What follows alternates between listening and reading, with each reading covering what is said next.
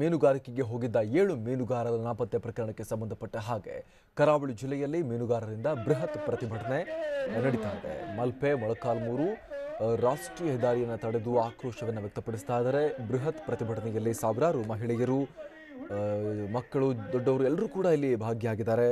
ಮೀನುಗಾರರು ತುಂಬಾ ಒಗ್ಗಟ್ಟಾಗಿ ಎಲ್ಲರೂ ಕೂಡ ಸೇರಿ ಪ್ರತಿಭಟನೆಯನ್ನು ನಡೆಸ್ತಾ ಇದ್ದಾರೆ. ಮಲ್ಪೆ ಬಂದರಿಂದ 13ನೇ ತಾರೀಕು 7 ಮೀನುಗಾರರು ನಾಪತ್ತೆಯಾಗಿದ್ದರು. ಇದೀಗ ಅದಕ್ಕೆ ಸಂಬಂಧಪಟ್ಟ ಹಾಗೆ ಪ್ರಕರಣಕ್ಕೆ ಸಂಬಂಧಪಟ್ಟ ಹಾಗೆ ಅವರನ್ನು ಹುಡುಕಬೇಕು ಅಂತ ಆಗ್ರಹ ಮಾಡಿ, ಎಲ್ಲ ರೀತಿಯಲ್ಲಿ ಕೂಡ ಅವರನ್ನು ಹುಡುಕೋಕ್ಕೆ ಪ್ರಯತ್ನ ಪಡಬೇಕು ಅಂತ ಆಗ್ರಹವನ್ನು ಮಾಡಿ ಈ ಹೋರಾಟವನ್ನು ನಡೆಸಲಾಗ್ತಾ ಇದೆ, ಪ್ರತಿಭಟನೆಯನ್ನು ನಡೆಸಲಾಗ್ತಾ ಇದೆ. ಮೀನುಗಾರಿಕೆಯನ್ನು ಬಂದ್ ಮಾಡಿ ಪ್ರತಿಭಟನೆಯನ್ನು ನಡೆಸ್ತಾ ಇದ್ದಾರೆ.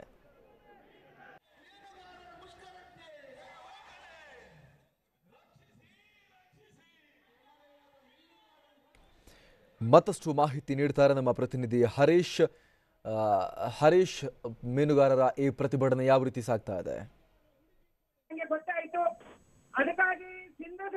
ಹರೀಶ್, ಕಳೆದ 24 ದಿನಗಳ ಹಿಂದೆ ಏನು ಉಡುಪಿಯ ಮಲ್ಪೆಯಿಂದ 7 ಜನ ಮೀನುಗಾರರು ಬೋಟ್ ಸಹಿತ ನಾಪತ್ತೆಯಾಗಿರುವಂತದ್ದು, ಇನ್ನೂ ಕೂಡ ಪತ್ತೆಯಾಗದೇ ಇರುವಂತದ್ದು,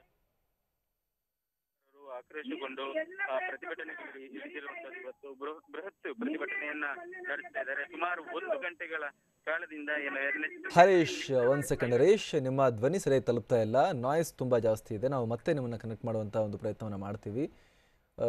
ನೋಡ್ತಾ ಇದೀವಿ ಎಷ್ಟು ದೊಡ್ಡ ಪ್ರಮಾಣದಲ್ಲಿ ಪ್ರತಿಭಟನೆ ನಡೀತಾ ಇದೆ, ಎಷ್ಟು ದೊಡ್ಡ ಸಂಖ್ಯೆಯಲ್ಲಿ ಮೀನುಗಾರರು ಪ್ರತಿಭಟನೆ ಮಾಡ್ತಾ ಇದ್ದಾರೆ ಅಂತ ನಾವಿಲ್ಲಿ ಗಮನಿಸ್ತಾ ಇದ್ದೀವಿ. ರಾಷ್ಟ್ರೀಯ ಹೆದ್ದಾರಿ 66 ತಡೆದು ಈ ಪ್ರತಿಭಟನೆ ನಡೆಸ್ತಾ ಇದ್ದಾರೆ.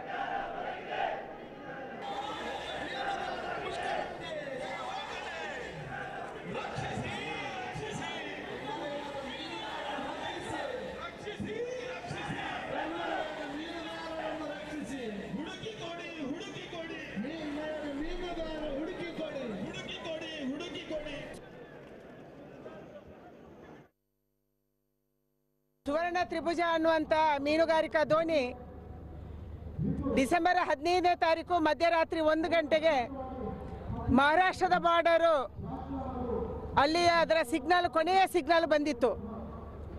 ಅದರ ನಂತರ ಸುವರ್ಣ ತ್ರಿಭುಜ ನಾಪತ್ತೆಯಾಗಿದೆ. ಇವತ್ತಿಗೆ 24 ದಿನ ಕಳೆದೋಗಿದೆ. ಯಾವುದೇ ಕುರುಹುಗಳು ಸಿಗುತ್ತಾ ಇಲ್ಲ ಅನ್ನುವಂಥದ್ದು ಮಾಹಿತಿ ಇದೆ. ನಿನ್ನೆ ಮತ್ತು ಮೊನ್ನೆ ಇಲ್ಲಿರುವಂಥ ಸುವರ್ಣ ತ್ರಿಭುಜದ ಒಂದು ಮೀನನ್ನು ಹಾಕುವಂಥ ಬಾಕ್ಸ್ ಮಹಾರಾಷ್ಟ್ರದ ಬಾರ್ಡರಲ್ಲಿ ಸಿಕ್ಕಿದೆ ಅನ್ನುವಂಥ ಮಾಹಿತಿ ಇದೆ. ಇದು ನಮ್ಮದೇ ಅನ್ನುವಂಥದ್ದನ್ನು ಕೂಡ ಆ ದೋಣಿಯಲ್ಲಿ ನಾಪತ್ತೆ ಆಗಿದ್ದಂಥ ಸಹೋದರ ಪತ್ತೆ ಹಚ್ಚಿದ್ದಾರೆ. ಅಂದರೆ ಆ ಮೀನುಗಾರರು ಎಲ್ಲೋದ್ರು, ಆ ದೋಣಿ ಎಲ್ಲೋಯ್ತು, ಇದನ್ನು ಸ್ಪಷ್ಟವಾಗಿ ತಿಳಿಯುವಂಥ ಅನಿವಾರ್ಯತೆ ಮತ್ತು ಅಗತ್ಯತೆ ಇದೆ. ಅದಕ್ಕಾಗಿ ನಾವು ಇವತ್ತು ಕೇಂದ್ರ ಸರ್ಕಾರದಲ್ಲಿ ಕೂಡ ಇದಕ್ಕೆ ಒತ್ತಡವನ್ನು ಮಾಡಿದ್ದೀವಿ. ನೌಕಾಪಡೆ ಪ್ರಯತ್ನ ಮಾಡ್ತಾ ಇದೆ, ಕೋಸ್ಟಲ್ ಗಾರ್ಡ್ ಪ್ರಯತ್ನ ಮಾಡ್ತಾ ಇದೆ, ಮಹಾರಾಷ್ಟ್ರದ ಮುಖ್ಯಮಂತ್ರಿ ಇದಕ್ಕೆ ಪ್ರಯತ್ನವನ್ನು ಮಾಡ್ತಿದ್ದಾರೆ.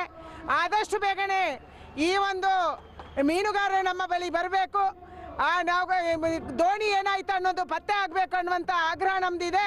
ಈ ಆಗ್ರಹದ ಜೊತೆ ಕೇಂದ್ರ ಸರ್ಕಾರ ಸದಾ ನಮ್ಮ ಜೊತೆಗೆ ಇದೆ. ಸುವರ್ಣ ತ್ರಿಭುಜ ಅನ್ನುವಂಥ ಮೀನುಗಾರಿಕಾ ದೋಣಿ ಡಿಸೆಂಬರ್ 15ನೇ ತಾರೀಕು ಮಧ್ಯರಾತ್ರಿ 1 ಗಂಟೆಗೆ ಮಹಾರಾಷ್ಟ್ರದ ಬಾರ್ಡರು ಅಲ್ಲಿ ಅದರ ಸಿಗ್ನಲ್, ಕೊನೆಯ ಸಿಗ್ನಲ್ ಬಂದಿತ್ತು.